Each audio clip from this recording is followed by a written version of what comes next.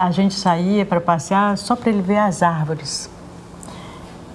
Ele adorava, porque as árvores, elas concentram o que ele mais gostava, que era a luz e o movimento, né? Hoje mesmo, quando uma hora eu entrei no quarto, eu passei e eu vi uma coisa e voltei assim. Era a passagem da luz. Eu parei assim, nossa, pensei no céu, isso é a cara do cérebro. E ele dizia sempre assim, tudo que eu faço é isso. Tudo que eu quero fazer é isso. A luz em movimento.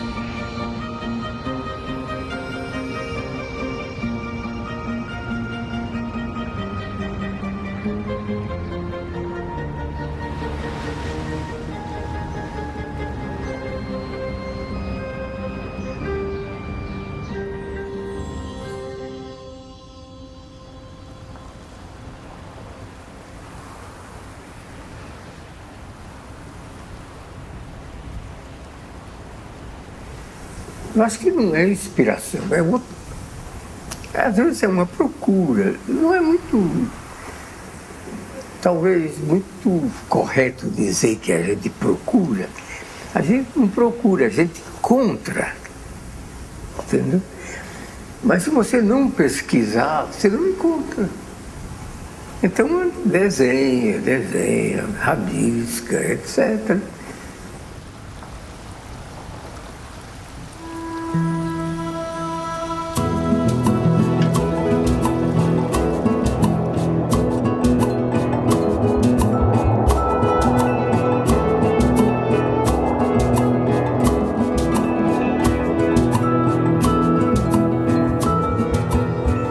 O Crato ganha uma dimensão enorme no imaginário do Sérvulo.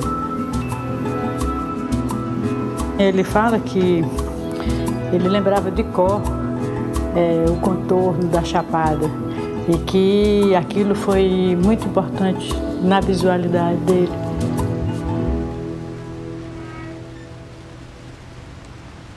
E o primeiro contato dele com a gravura foi pela Chilo, porque chegou na casa dele uma revista e falava da gravura como uma linguagem, né?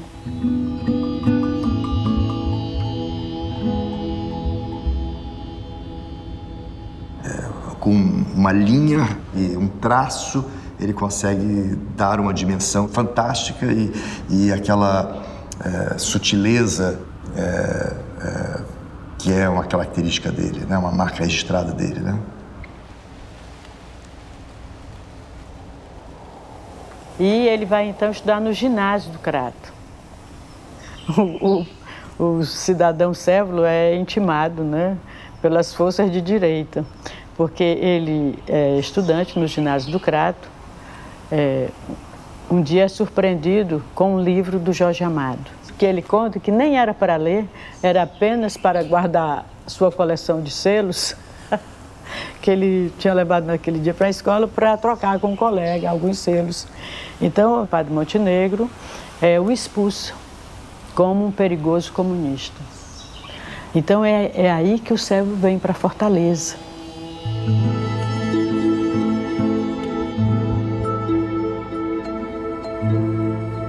Então, ele começa a participar ativamente, né, de um movimento artístico. Então, quando ele chegou aqui em Fortaleza, ele já vinha gravador. Mas aqui, a arte do momento, entre os artistas, era a pintura, né? Então, ele se torna pintor.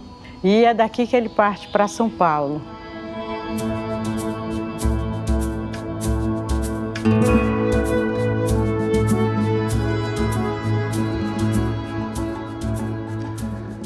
Eu conheci o Cérbolo em 1951, quando eu estava fazendo cursinho para o curso de arquitetura na própria Faculdade de Arquitetura e Urbanismo.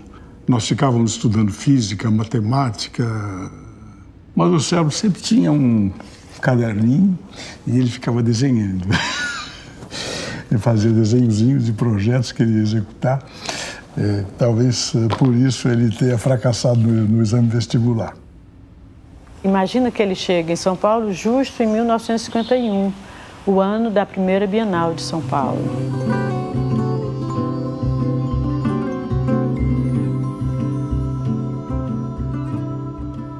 Ele redescobre a gravura novamente, porque ele trabalhou na montagem da sala do Lívio Abramo, que era um gravador, né? Então novamente ele retoma a gravura e passa a entrar de cabeça. E isso o leva a um caminho extremamente original e particular dele, que é a sua geometria.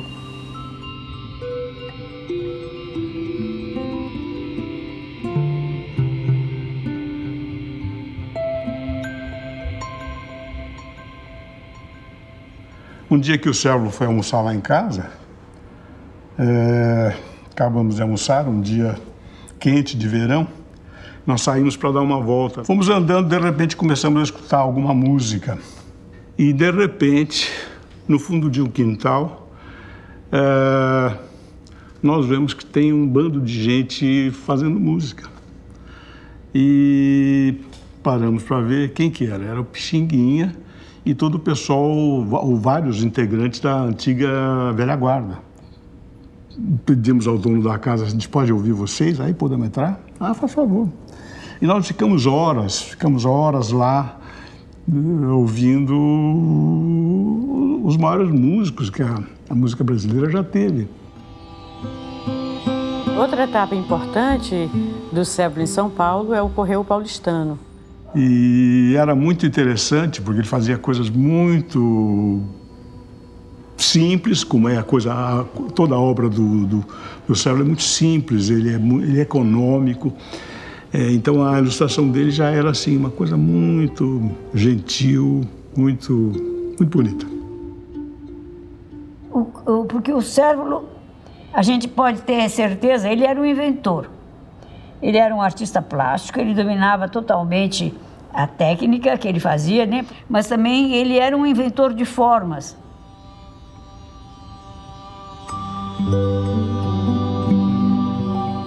E em 1957 ele realiza uma exposição e essa exposição foi muito reveladora do artista, porque ele expôs essa série de gravuras já de natureza construtiva geométrica, né?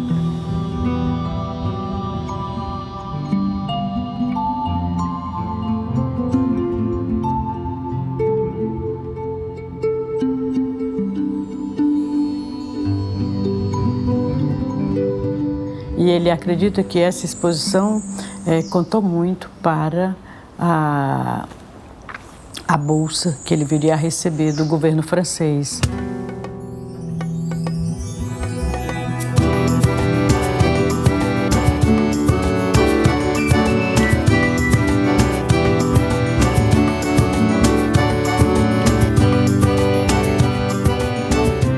No começo, lá, por exemplo, em Paris, eu era sobretudo gravador. E mesmo quando eu cheguei para estudar, eu tinha escolhido a gravura. Então eu estudei gravura na Escola Superior de Belas Artes e no ateliê, que era um ateliê particular de um gravador muito importante, que era o Johnny Friedlander. E então eu trabalhei 2 anos no ateliê do Friedlander. O Cérbolo sempre foi um artista muito apreciador das técnicas, não como linguagem, mas como aprendizado para ele aplicar a sua linguagem. E lá no curso de litografia, ele começa a misturar técnicas, né?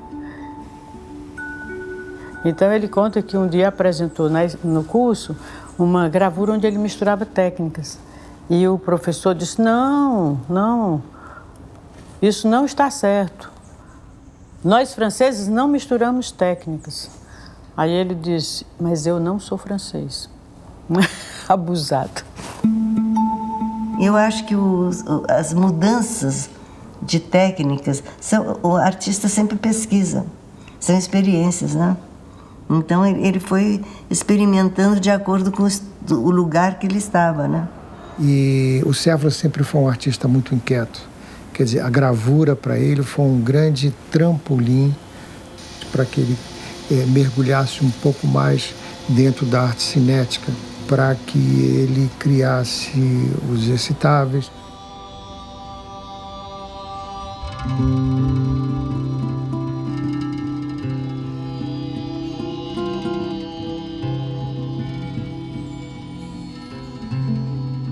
São essas pinturas dispositivos, geralmente são caixas com plexiglas. E o Sèvres pensou em 3 poemas. Era um poema de Apollinaire, um do Pablo Neruda e um poema do nosso Vinícius de Moraes. E o poema escolhido do Vinícius é Anunciação. Aí eu me lembrei de uma brincadeira que nós fazíamos de passar um pente no cabelo e ele ficava eletrificado de cargas eletrostáticas. Então eu pensei que aquilo ali ia acalhar para o objeto do Vinícius, onde ele fala que o anjo jogava sobre ela pétalas de rosa de cor carmesim.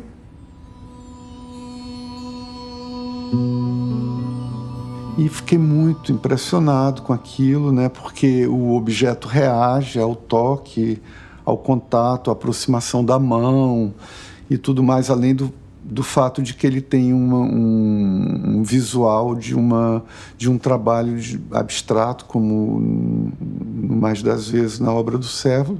Você não acredita que é só uma energia estática, né, que está fazendo gerar aquele movimento. Alguns trabalhos, como os excitáveis e tantos outros, trabalham esse sentido da provocação. Trata-se de uma geometria que algumas pessoas chamaram há um tempo de geometria sensível, poderíamos chamar de geometria lírica, mas é sempre uma geometria acessível de algo mais do que uma objetividade cartesiana. Nesse momento, se encontrava em Paris, nos anos 50, né, passaram por ali, melhor, né, Lydia Clark, Hélio de Sica, Sérgio Camargo, né, todos esses grandes artistas, né, da arte brasileira do século XX. Né. Então, o Sèvres fez parte disso também, né, desse não digo um movimento, né, mas uma presença ali, né, e essa presença, esse momento em Paris, influenciou muito a produção artística brasileira também no século XX. Né.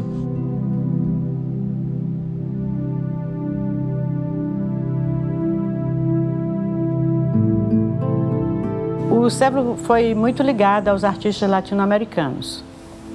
Um grupo de estrangeiros e não podíamos nos meter no processo político da França. Então o Brasil, naquele momento, era um país que vivia sob uma ditadura militar.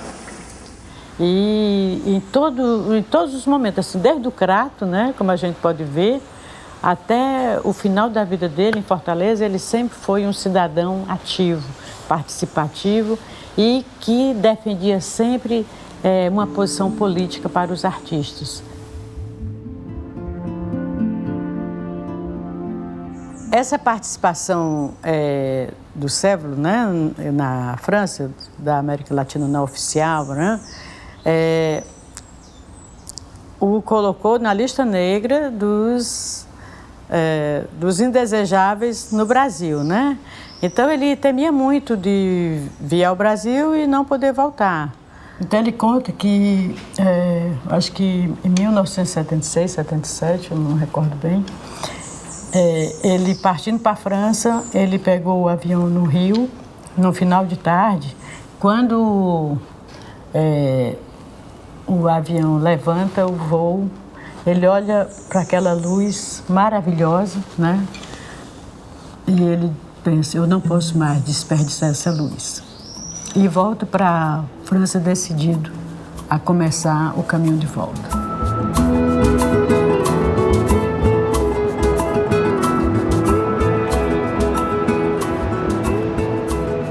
Isso aqui é minha fábrica metalúrgica, serralheria especial.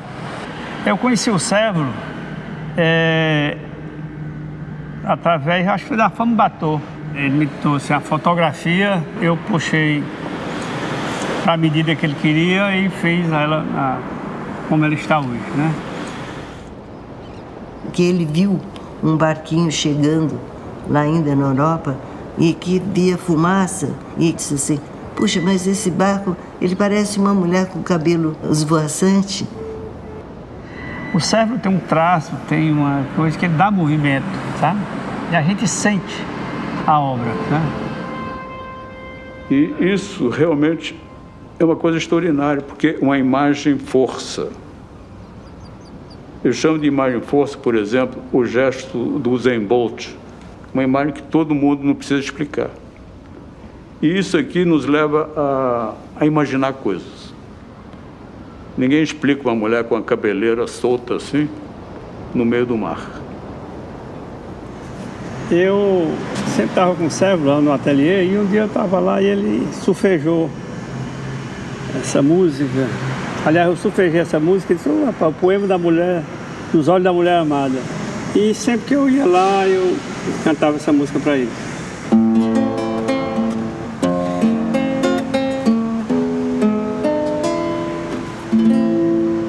Oh, minha amada, que olhos os teus. Oh, minha amada, que olhos os teus. São cais noturno, cheio de adeus. São docas mansas, trilhando luz, que brilham longe, longe nos breu. Oh, minha amada, que olhos... Uma linda foto de Sérvulo no seu ateliê. Isso aqui era bem ele, esse sorriso, no ambiente dele que ele gostava, naquela brisa de Fortaleza, aquele céu azul, né? Porque ele dizia que ele havia trocado La Ville Lumière, né? A cidade luz de Paris, pela terra da luz, por Ceará. É um lugar muito mais perto do trópico, do Equador, com uma luminosidade brutal. Evidentemente que isso muda tudo numa produção artística. A sombra fica muito mais marcada, não há meios tons. As sombras são preto e branco, coisa muito rigorosa.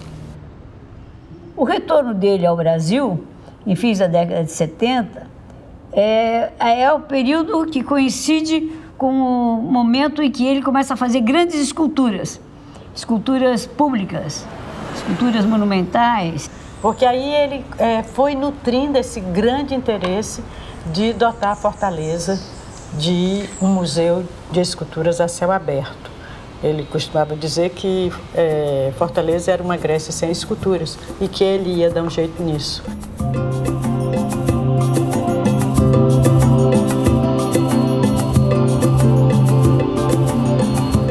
Esse encontro com essa escala, assim, que é a escala quase arquitetônica, é muito raro dos colegas fazerem, né? Eu mesmo tenho o quê? 2, né?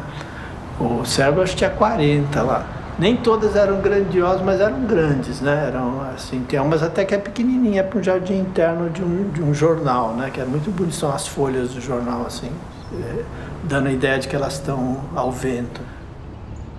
Eu acredito que as obras que ele concebeu para a cidade nunca eram destinadas, nem eram pré-destinadas a um museu.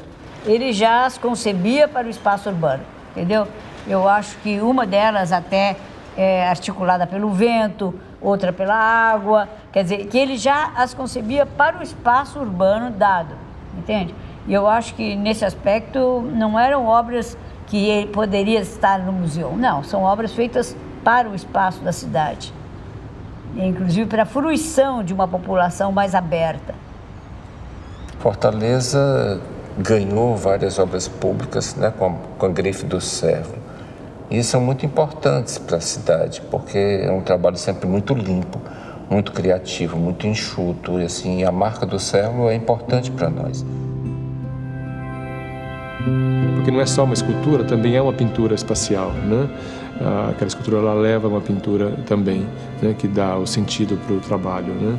E aí, assim, é um fator surpresa muito grande, porque é uma obra monumental, né, de grandes proporções, né? O artista está deixando que as pessoas andando na rua possam ter esse contato com uma obra de arte e compartilhar suas emoções ou suas sensações. A obra, ela emana uma poesia, sabe? Uma poesia visual, e você tem vários elementos para analisar a obra do Servo, você tem como se aproximar de várias maneiras da obra dele.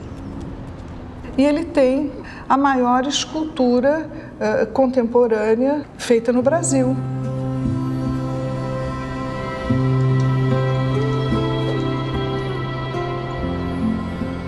Uma coisa extremamente precursora, extremamente difícil de implantar num cartão postal um monumento daqueles. E é muito bem resolvido. Ele não agride, ele se funde, ele se adapta. O Servo é apaixonado por aquele trabalho, porque ele é um marco comemorativo, né, do saneamento da cidade de Fortaleza. E quando ele foi no canteiro de obras, ele ficou encantado com aqueles tubos. Aqueles tubos do monumento são os próprios tubos utilizados no interceptor oceânico, né? Um belo dia, a escultura amanheceu com uma pichação enorme na sua base, que estava lá escrito: "A merda voltou". E se sabe que aquilo é um monumento ao interceptor oceânico, né, que exatamente foi a primeira vez que foi pensado esse projeto do saneamento básico da cidade, né? Então, algum contestador comprometidíssimo, né, escreveu: "A merda voltou". E ele caiu na gargalhada, deu uma grande gargalhada. Falou: "Mas que ótimo!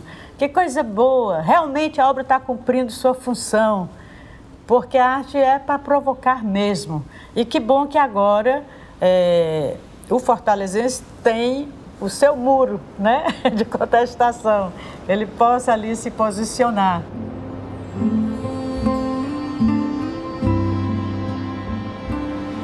Trazer uma exposição de escultura para cá era uma coisa muito cara. Aí um dia eu tive a ideia de pedir projetos de obras capazes de serem executadas por terceiros e com materiais leves. A exposição de arte efêmera visava exatamente convidar os artistas para fazerem uma coisa que se destruía, que acabava. Ele inventou isso e chamou artistas, todos os amigos dele. Ele queria divulgar também os seus amigos. E essa particularidade é uma coisa incrível. Nos 2 últimos anos de vida do Servo, ele só falava no crater. Era o grande sonho dele, o grande desejo dele era fazer uma grande exposição no crater. E foi uma manhã que, se a gente pode dizer que tem em algum momento da vida algo mágico paira no ar, eu posso dizer que vivi isso naquela manhã no crater. Eu considero os 2 pontos fundamentais da obra do Servo a elegância e a coerência. E ele era um homem que gostava de brincar. Ele era quase que assim, de uma certa maneira, assim, uma criança, um menino. Ele tinha esse menino nascido no Crato, muito vivo dentro dele.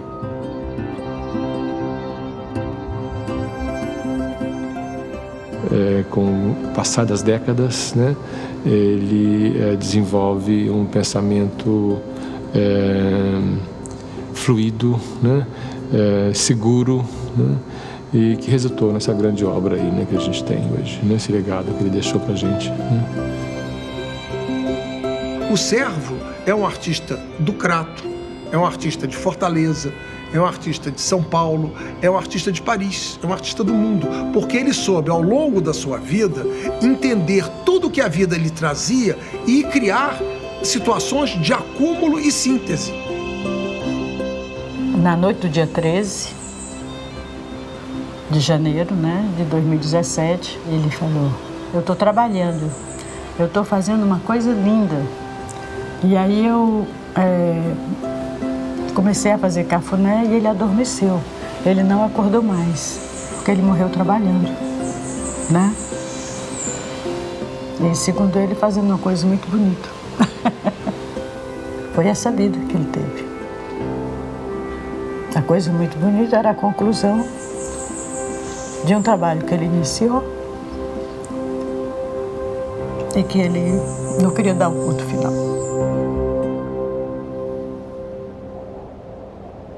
A arte é minha vida, é a minha maneira, a minha razão de ser. A gente respira a arte, come a arte, dorme com a arte, e, enfim, é a nossa vida, né? C'est à la pelle, les souvenirs, il regresse aussi, les faits se ramassent à la pelle, les souvenirs, ils regressent aussi. Les vents du nord les emportent vers la nuit froide de l'oubli. Tu vois, je n'ai pas oublié la chanson que tu me chantais. C'est une chanson qui nous ressemble, toi qui m'aimais, moi qui t'aimais.